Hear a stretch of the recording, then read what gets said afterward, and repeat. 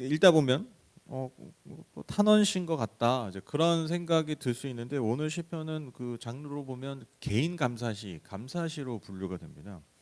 그러니까 어떻게 보면 탄원하는 내용이 있어서 탄원시처럼 보이지만, 이 탄원하는 내용이 그러니까 과거의 회상이에요. 과거 회상. 근데 이거를 이 옛날 성경이 개역 개정을 보면 이게 탄원 아니 그 과거 회상처럼 번역을 해놨어요. 근데 이제 이 새 번역은 그냥 지금 광고하는 것처럼 이제 약간 그렇게 나왔는데, 그러니까 나는 그러니까 개역 개정 보면 그랬습니다, 그러니까 그렇게 했다, 그랬었다, 약간 그런 표현들이 있어요. 근데 이제 이 지금 새 번역은 그런 표현을 좀 없앴더라고요. 그래서 잘 보시면 이 시인의 간구하는 탄원하는 시점이 과거의 회상이죠.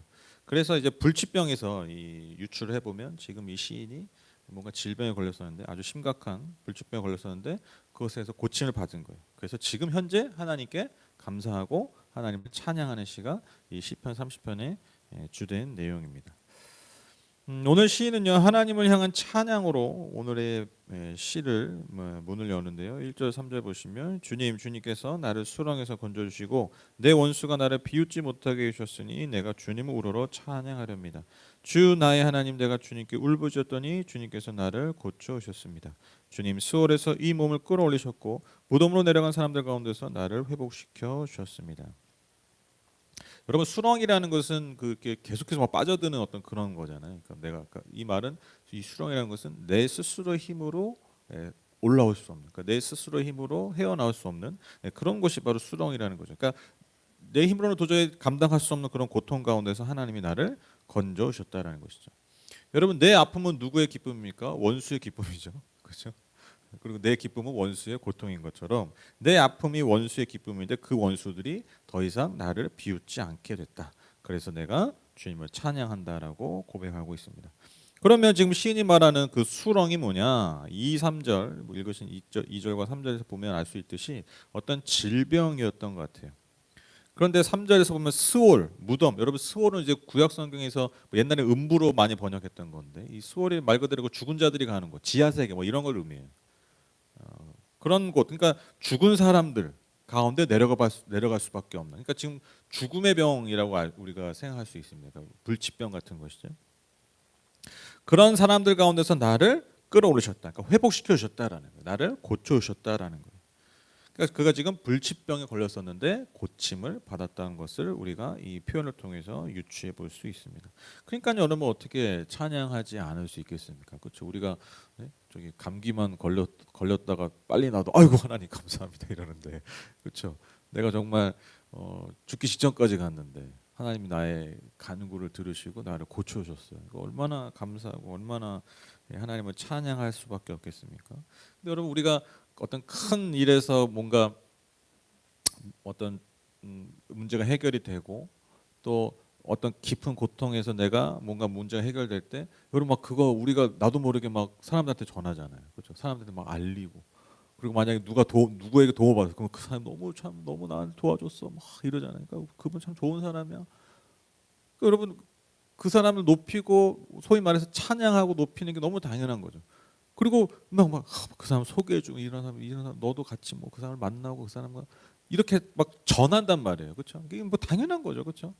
마찬가지로 이 시인이요, 그냥 아유 하나님 감사합니다 속으로 그냥 자기 혼자만 한 게 아니라, 내가 받은 그 은혜를, 내가 그래서 그 받은 은혜 때문에 내가 하는 그 찬양을 나만 하는 게 아니라 그 하나님을 향해서 모든 성도들이, 모든 하나님 믿는 자들이 다 하나님을 찬양해야 된다고 그 찬양을 촉구하고 있습니다. 4절 5절 보시면, 주님을 믿는 성도들아 주님을 찬양하리라. 그 거룩한 이름을 찬양하리라. 주님의 진노는 잠깐이요 그의 은총은 영원하니 밤새도록 눈물을 흘려도 새벽이 오면 기쁨이 넘친다.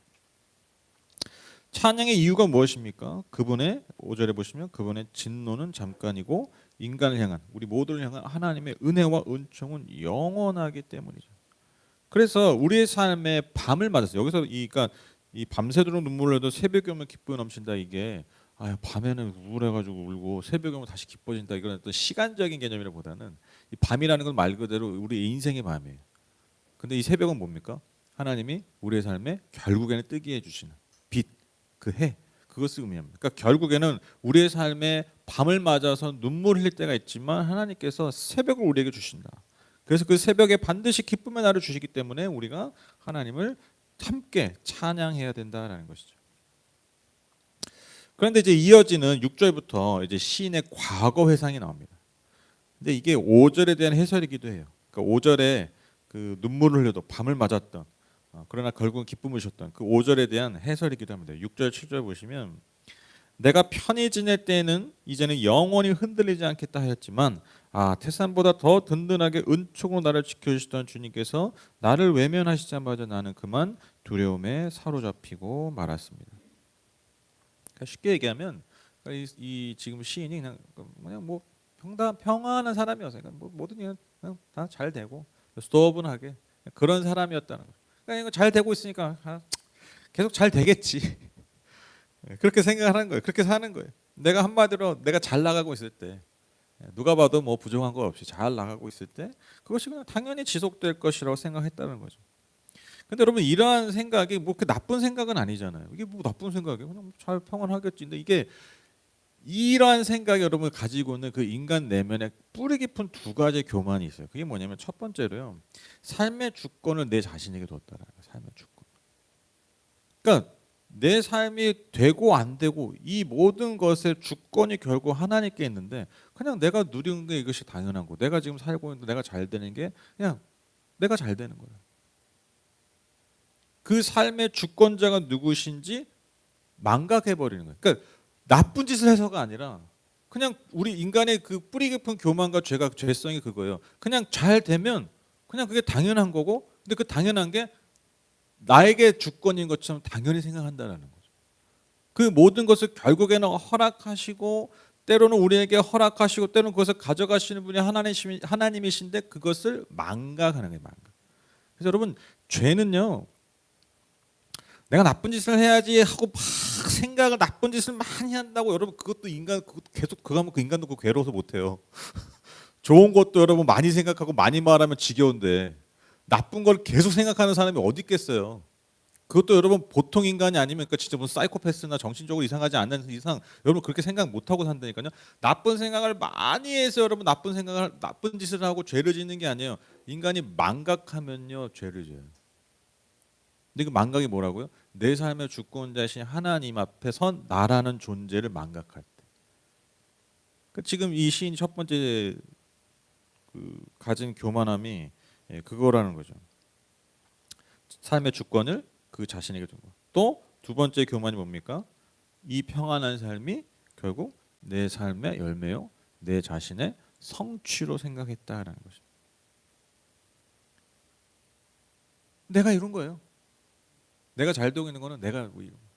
근데 우리 여러분 다 그런 경험 하시죠? 내가 문제가 생겼어. 그러면 이제 누구 탓합니까? 누구에게 화살 돌립니까? 하나님 왜 이러십니까 나한테? 그렇죠? 하나님 왜 나한테? 그러니까 잘 되고 있을 때는요. 물론 이제 잠깐 해요. 하나님 감사합니다 하는데 이제 하나님 감사합니다는 하는데 이제 내 내면에서 중심은 항상 무슨 생각? 이거 역시 내가 잘했구나. 역시 내가 잘하는구나. 역시 내가 뭘 잘해서. 심지어 하나님이 나한테 주셔서 감사한 건데 그걸 아는데도 무슨 생각하냐면 맞아. 내가 하나님한테 이렇게 해서 하나님 나에게 주신 거지. 그러니까 결국 초점이 잘 되면 항상 나한테 초점이 맞춰요.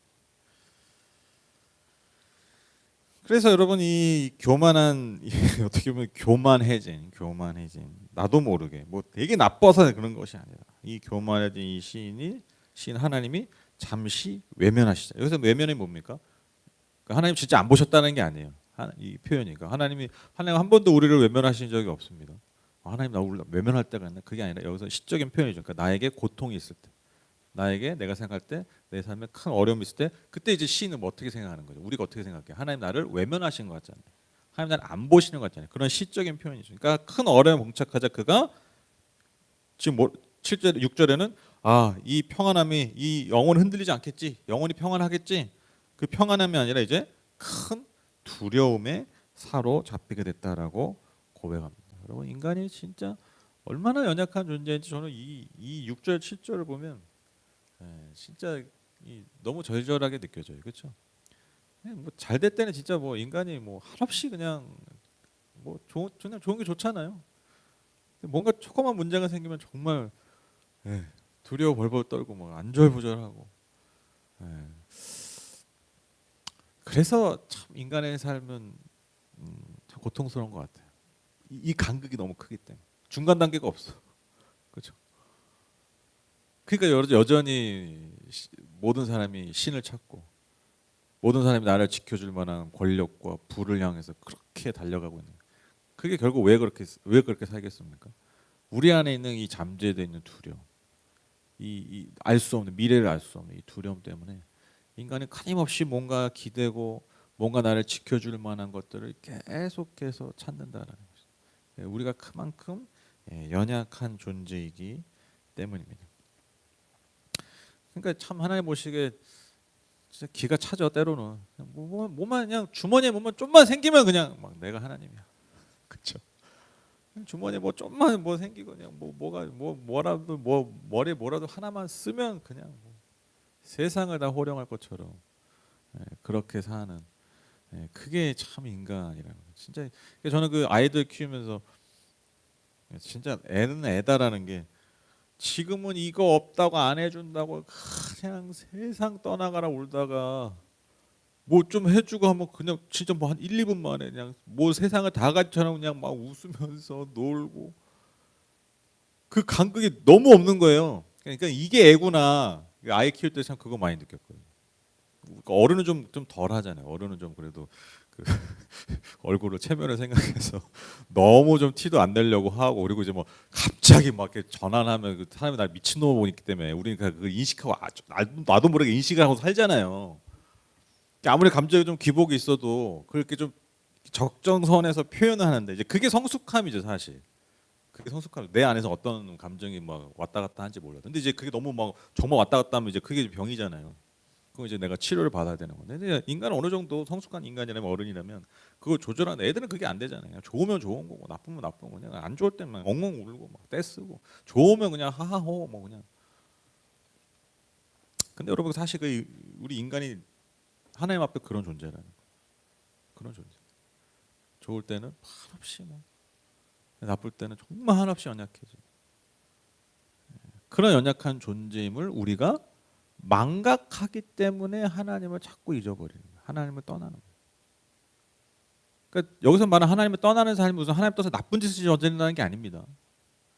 피조물로서 우리 인간 존재가 어떤 존재 자꾸 잃어버리기 때문에 여러분 우리 인간들이 자꾸 하나님을 떠나는 거예요. 이게 사실 근데 이게 인간에게서 가장 큰 비극이죠.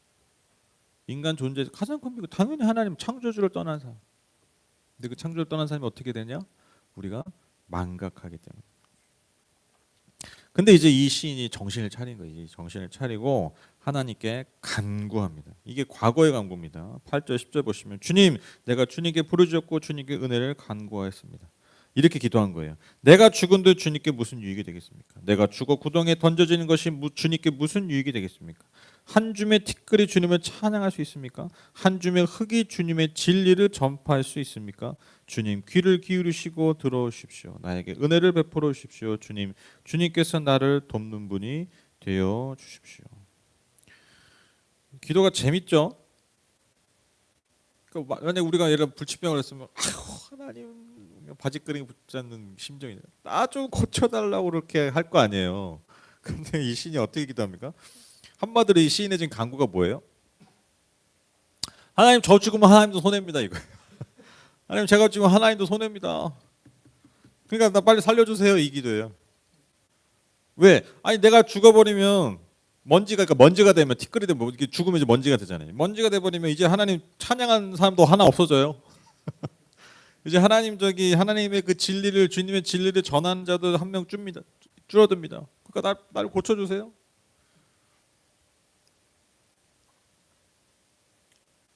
여러분이 만약에 하나님께서 이런 기도 들으면 무슨 생각하실 것 같아요?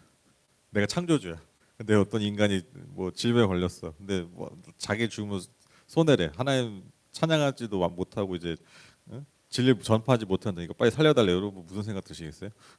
딱 무슨 생각 들어요? 야, 너 아니어도 많어. 그렇죠? 너 아니어도 많어. 그러니까 일면 딱 이 기도를 보면 그냥 뭐 이렇게 좀 얘가 어떻게 여전히 정신을 못 차렸나? 여전히 교만한데? 근데 여러분 이게요. 그럼 뭐 교만해 보이고 아직 정신을 못 차리는 미성숙한 기도가 아니라 여러분 이 내용을 잘 보세요. 이 간구를 통해서 그 시인이 자신의 그 망각했던 삶, 즉 망각에서 하나님 앞에서 스스로 자기도 모르게 교만해졌던 삶을 내려놓고 내 삶의 근본적인 목적이 이거구나. 그걸 다시 회복한 거예요. 그게 뭡니까? 하나님 나를 구원해 주시면 하나님 내가 맞아요. 내가 다시 주님을 찬양하는 삶을 살 거예요. 주님을 높이는 자 삶을 살 거예요. 나를 높이는 삶이 아니라 내가 잘 나가고 있으니까 내가 이렇게 해서 내가 이룬 거야. 나는 이런 사람이면 내가 이렇게 살았는데 이거에 만족하고 살았는데 그게 아니라 내가 다시 주님께서 나를 살려주시면 내가 하나님을 높이는 자의 삶을 살겠습니다. 야, 내가 이렇게 살아보니까 이렇게 하니까 이게 잘 되더라. 이렇게 살아야 돼. 그렇게 나를 자랑하고 나를 드러냈던 그런 것들을 사람들에게 알리고 했던 내 삶이 아니라 주님의 말씀의 진리를 전하는 자가 되겠다. 그러니까 역설적인 표현인 거예요. 하나님 만약에 내가 죽으면 주님 찬양 못합니다. 하나님 내가 만약 죽으면 하나님 내가 주님의 진리를 전하지 못한다. 이 말은 그 자신에게 더 간절한 고백인 거죠. 무슨 말씀인지 아시죠? 하나님 내가 주님의 더 찬양하고 싶어요. 하나님 내가 주님을 더 증거하고 싶어요. 그걸 아주 역설적으로 오히려 더 간절하게 하나님 앞에 표현한 고백인 것이죠. 그래서 제 이 시편을 준비할 때 보는 책 중에 제 은사이신 차준희 교수님이 쓴 그 시편 그 해설의 책인데 거기서 이제 차준희 교수님께서 이렇게 표현하시더라고요. 이 기도를 통해서 오만한 자존자에서 겸손한 의존자로 변화했다. 아주 표현이 참 멋있었어요. 그러니까 오만한 자존자. 역시 내가 이뤘고 내가 해냈고 평안하고 좋다 이렇게 살다가 겸손한 하나님 앞에 겸손한 의존자로 변화했다라는 것이죠. 이 시인의 이 간절한 간구에 하나님이 응답하십니다. 11절 12절 보시면 주님께서는 내 통곡을 기쁨의 춤으로 바꾸셨습니다. 나에게서 슬픔의 상복을 벗기시고 기쁨의 나들이 옷을 갈아입히셨기에 내 영혼이 잠잠할 수 없어서 주님을 찬양하렵니다. 주 나의 하나님 내가 영원토록 주님께 감사를 드리렵니다. 아주 너무 멋있는 표현이죠. 그러니까 다 고쳐졌다 이러면 물론 여기도 좋은 표현이겠지만 확실히 이 시적 표현이 참 극적이고 멋있어요. 그러니까 아주 완전한 그 전환에 대해서 지금 역전에 대해서 표현하고 있잖아요. 통곡을 기쁨의 춤으로 바꿔주시고 상복을 기쁨의 나들이 옷으로 바꿔주셨다. 그러니까 여러분 내 영혼이 잠잠할 수 없는 거죠. 하나님을 높이고 하나님께 감사하고 하나님께 찬양하는 그 삶을 내가 주님 앞에 계속해서 드리겠노라 이 시인이 고백하고 있습니다. 오늘 이 시편 30편 이 시를 통해서 우리가 다시 한번 좀 기억했으면 하기 원하는 메시지가 뭐냐면 여러분 우리의 모든 삶은요 그것이 좋은 일이든 나쁜 것이든 그 모든 삶의 주권이 하나님께 있습니다. 무엇보다도 내가 누리고 있는 모든 복이 하나님께서 내게 은혜로 주시는 복임을 잊어서는 안 된다. 저는 제가 주변 사람들한테 되게 종종 얘기하는 건데 저는 제가 매일 빚지면서 사는 것 같아요. 제가 이런 표현을 많이 했는데 매일 빚지면서 이게 왜 그러냐면 저는 모르겠어요. 저는 평생 제 머릿속에 세팅되어 있던 생각이 뭐냐면 나는 계속 고생하고 또 선교제에 나가고 그 선교제에서 선교제 필드에서 선교 사역하고 막 밀림을 해치고 그러진 않겠지만 요즘 밀림을 해치고 그러는 선교제 별로 없어요. 다 도시화가 돼가지고 그리고 밀림에 있던 사람들이 다시 도시로 나와서 요즘은 도시 선교를 해야 되거든요. 그러니까 늘 그런 삶만 생각하다가 이렇게 했는데 살다 보니까 집도 있고 잘 살고 따뜻함을 막 잘 나오고 전 지금도 따뜻함을 탁 나오면 너무 감사하거든요. 진짜 감사해요. 옛날에는 그냥 보일러가 이상해가지고 이렇게 아시죠? 옛날 보일러 따뜻한 물 나오다 갑자기 찬물 나오고 그런 보일러 써보신 적 있어요? 갑자기 찬물 나오고 요즘 아파트들 그게 잘 되는데 전 맨날 그런 집에서 살았거든요. 따뜻한 물을 이렇게 온전히 이렇게 제대로 샤워한 적도 근데 뭐 그런 거 다 너무 감사한 거. 그러니까 왜 그게 감사하고 하냐면 나는 이런 걸 누릴 거라고 생각하지 해본 적이 없던 사람이었기 때문에. 물론 제가 뭐 놀고 있다는 건 아니죠. 근데 나름 고생하겠지만 근데 내가 고생하고 내가 주님 앞에 헌신한 것보다 저는 지금 훨씬 잘 산다고 생각하거든요. 너무 잘 산다고. 너무 많은 걸 누리고 있다고 생각하거든요. 저보다 더 열심히 기도하고 저보다 더 주님께 헌신하고 주님 앞에 더 그 삶을 드린 분들은 어떻게 보면 저보다 더 못 사는 것 같은데. 이런 표현이 어떨지 모르겠지만. 그러니까 전 지금도 그러니까 제가 그 하나님한테 좀 부채의식이 있어요. 지금도. 막 어디 나갔어야 되는데 못 나간 놈 같이. 그러니까요. 그래서 제가 그 이 참 어떻게 보면 역설적으로 또 이 교회 공동체가 저한테 더 애틋하고 하는 게 더 그런 것 같아요. 제가 그렇게 가지 못해서 하나님이 저를 부르신 자가 이 자리라면 내가 이 자리를 통해서 어떻게 감당해야 되나? 그러니까 더 애틋해지는 것 같아요. 근데 저도 잊어버리죠 순간순간. 아 맞아, 맞아, 내가 뭘 좀 잘했어. 내가 뭘 좀 하나님 앞에 드렸기 때문에 순간순간 내가 하나님과 나의 관계를 그렇게 역전시켜 버릴 때가 많더라고요. 제가 제 스스로 항상 제 마음을 지키려고 하는 게 뭐냐면 이 모든 것이 하나님이 내게 모르겠어. 나는 왜 주시는지 모르겠지만 하나님이 나에게 주신 은혜다.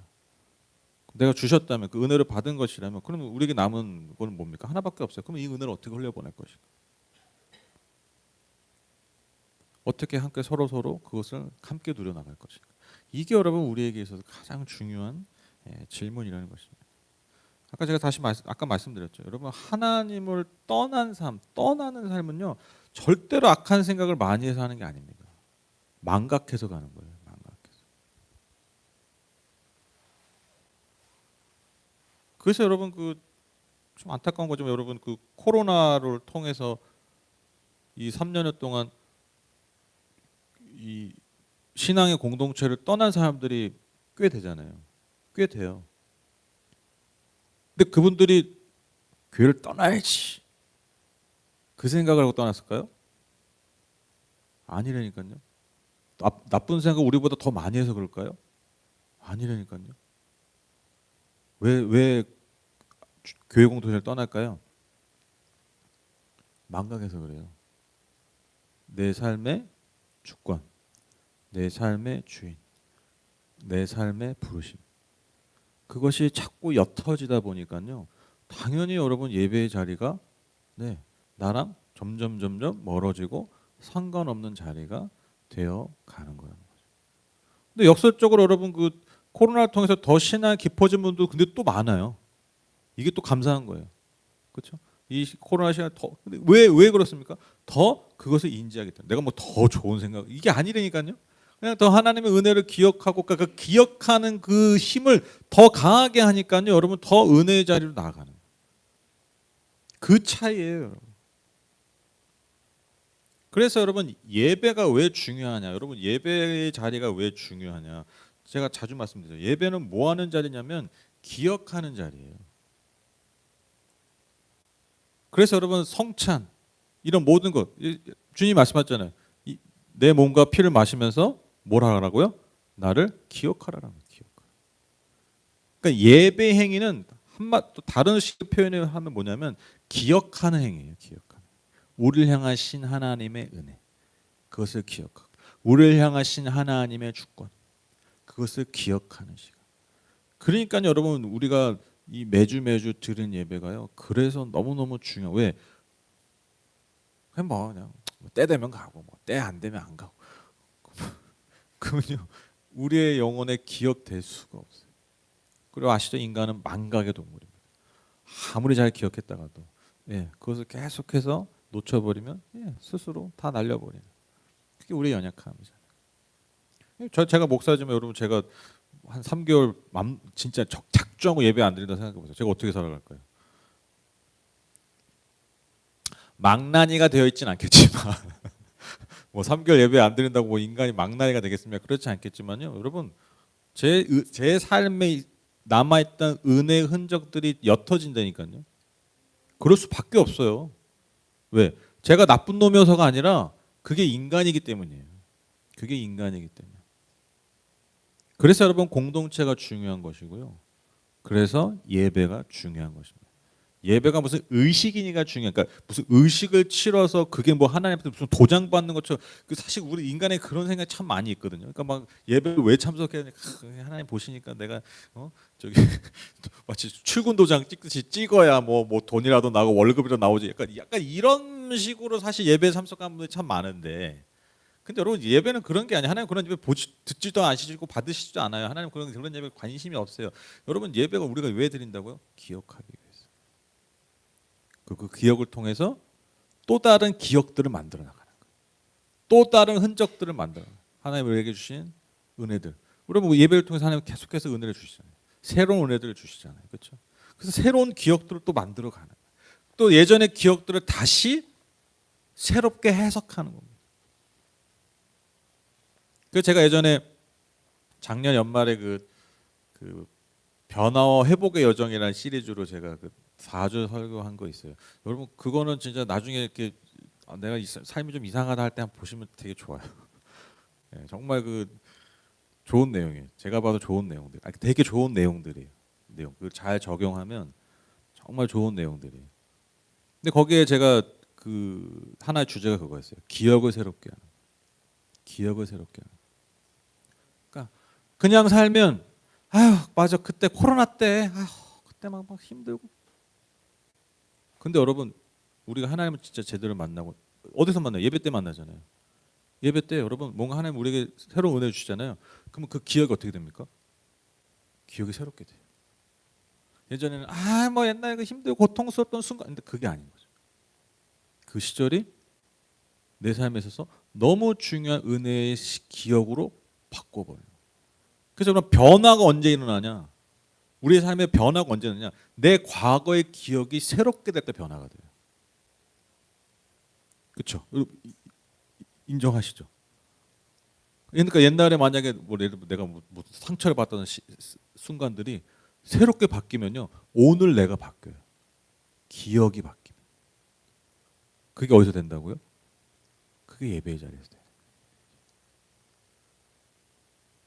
그래서 여러분 예배는 기억하는 행위입니다. 기억. 그리고 더 나아가서 기억을 새롭게 하는 행위입니다. 오늘 딱 이 시인이 그런 모습을 보이고 있잖아요. 망각했던 삶을 다시 하나님을 기억하면서 이 과거의 삶을, 과거의 고통이 새롭게 되잖아요. 새로운 기억으로 바뀌니까요. 오늘 이 자리에서 하나님을 높이고 감사하고 찬양하는 시로 고백하게 된 것입니다. 그래서 다시 한번 우리의 삶의 모든 복이 하늘로부터 주어지는 것임을 우리가 잊지 말아야 됩니다. 더 나아가서 여러분 삶의 고난은요 언제나 우리의 삶의 목적을 회복하는 도구와 길이 되어야 됩니다. 이게 오늘 설교의 결론이에요. 오늘 시인의 그 담대한 고백, 하나님도 손해입니다. 네, 오늘 제목처럼 하나님도 손해예요. 나 죽으면 하나님 손해예요. 그게 아니라 그 고백 안에 뭐가 있다고요? 더 간절한 어떤 고백이 있다고요? 하나님, 내가 내 삶을 다시 회복하기 원합니다. 내 삶의 목적을 회복하기 원합니다. 주님을 찬양하는 예배하는 삶, 주님을 증거하는 삶으로 내가 회복되기 원한다. 그거를 아주 강력한 의지의 표현으로 하나님, 내가 죽으면 당신도 그래서 손해입니다. 이렇게 고백한 거예요. 오늘 이 시인이 자신의 이 담대한 기도를 통해서 그 자신을 잃어버렸던 삶의 목적을 새롭게 한 것처럼, 여러분 하나님께서 때때로 우리의 삶에 고난을 주시잖아요. 그렇죠? 고난을 주시잖아요. 그렇죠? 힘든 일도 주시잖아요. 근데 우리가 그걸 어떻게 사용해야 된다고요? 내 삶에 겪게 되는 고난, 내 삶에 겪는 아픔 어떻게 바꿔야 된다고요? 내 삶을 향한 하나님의 목적의 회복으로 바꿔야 된다. 재밌는 얘기인데 모르겠어요. 저만 재밌을지 모르겠지만 제가 이제 저도 예상하지 못하게 이제 배달하게 됐잖아요. 제가 오늘 5월 17일인데 제가 배달을 한 지 벌써 딱 6개월째 돼요. 오늘이 마침 오늘이 벌써 반년 됐어요. 제가 작년 11월 17일부터 했거든요. 그 날짜는 희한하게 잊어지지도 않아. 제가 이렇게 뭐 기억력이 좋은 사람이 아닌데 저는 뭐 이름 뭐 숫자 이런 거 진짜 잘 기억 못 하는데 그 일단 이상하게 그날은 기억내나. 이 11월 17일 목요일이었어요. 수요일에 끝나고 했던 아직도 기억이 나는데 오늘 딱 6개월인데 제가 좀 막 초반에 지금 일이 쉽지 않아요. 되게 막 이렇게 좀 뭐라 그러죠? 노동 강도가 세요 아무래도. 근데 제가 이제 초반에 막 이제 막 열심히 하는데 나름 되게 열심히 하잖아요. 되게 막 진짜 뭐 열심히 해도 돈 열심히 버니까 막 열심히 하는데 막 열심히 배달하다가 제가 무슨 생각했냐면 야 내가 이 음식을 이렇게 열심히 배달하는 열심으로 내가 복음을 전했으면 내가 와 얼마나 많은 영혼으로 구원했을까 그 생각이 들더라고. 뭐 열심히 전하잖아요. 하나라도 더 하려고. 이 음식을 이렇게 열심히 전하는 이 열심으로 내가 복음을 주님의 복음을 전했으면 그런 마음이 들더라고요. 네, 제가 그러면서 하나님 정말 복음을 열심히 전하는 삶으로 계속 살게 해주십시오. 그런 고백이 나오더라고요. 그래서 모르겠어요. 뭐 지금은 제가 뭐 당연히 뭐 일을 하면서 복음을 전할 수 없지만 그래도 많은 사람들 만나잖아요. 굉장히 많은 사람들 만나잖아요. 물론 대부분 문 앞에 두고 오는 경우도 많지만 뭐그 가게에서 일하시는 분들, 점주분들 뭐 이렇게 많은데 어떻게 해서든 그분들한테 좀 힘이 조금이라도 이렇게 좀 힘이 될 수 있을까 좀 그런 고민을 많이 해요. 그래서 괜히 좀 말도 걸고 되게 바쁘거든요. 순식간에 벌어지는데 이제 가끔 텀이 날 때가 있어요. 그럴 때 이제 좀 이렇게 칭찬도 해드리고 또 격려도 해드리고 뭐그 별말 아닌데 그 되게 좋아하시더라고요. 힘들잖아요. 그 관계 사실 되게 삭막한 관계거든요. 왜냐면 서로 목적이 뚜렷해. 그래서 나는 빨리 배달하는 게 중요하고 이 사람들은 뭐 그게 있어요. 되게 이렇게 긴장 관계가 있는 사이인데 그런 것들을 좀 없게 하려고 좀 많이 노력합니다. 그러면 제가 그 자리를 살 수 있는 건 이제 그거밖에 없는 것 같아요. 그리고 이제 더 나아가서 이제 저는 오히려 일을 하게 되면서 더 좀 교회에 대한 그 간절함도 더 커진 것 같아요. 뭐 일이 바쁘니까 뭐 소홀해지는 게 아니라 이 교회를 통해서 정말 하나님께서 우리 성도님들에게 참 좋은 일들 많이 주셨으면 좋겠다. 그리고 더 나아가서요 우리 교회를 통해서 우리 성도님들을 통해서 좋은 것들이 이 세상 가운데 더 많이 흘러갔으면 좋겠다. 더 많이 배달됐으면 좋겠다. 우리가 뭐 예를 들면 택배 받거나 음식 받으면 기분 너무 좋잖아요. 그런 좋은 것들을 잘 전할 수 있는 그런 교회가 됐으면 좋겠다. 그런 생각합니다. 뭐 제가 지금 말씀드린 게 무슨 뭐 일하는 게 뭐 고난, 뭐 그런 것까지는 할 건 없죠. 근데 어찌 됐건 제가 전혀 해보지 못했던 상황 그리고 그런 것들을 힘겹게 하나하나 배워가면서 극복해가는 상황에서 제가 참 주신 은혜가 그거예요. 복음을 잘 전해야겠다. 복음을 잘 전하는 게 너무너무 중요하구나. 여러분 우리의 삶에 어려운 일들이 생깁니다. 우리의 삶에 어려운 일 없을 수가 없어요. 그렇죠? 그건 고정값이에요.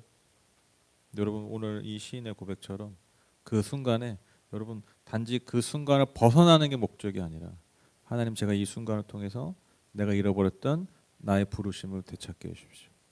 내 부르심의 목적, 나아가 내 존재의 목적을 깨닫는 하나님 그러한 시간이 되게 해주십시오. 여러분 우리가 그러한 고백, 그러한 담대한 고백 드릴 수 있는 저와 여러분 되시기를 주님의 이름으로 축복합니다. 그래서 여러분 바울이 그 얘기 하잖아요. 고난이 내게 유익이라. 고난이 내게 유익이라. 유익이 되는 건 다른 길이 아닙니다. 고난을 통해서 내 삶의 목적을 발견할 때 그때만이 고난이 내게 유익이 되는 길입니다. 제가 기도하고 마치겠습니다.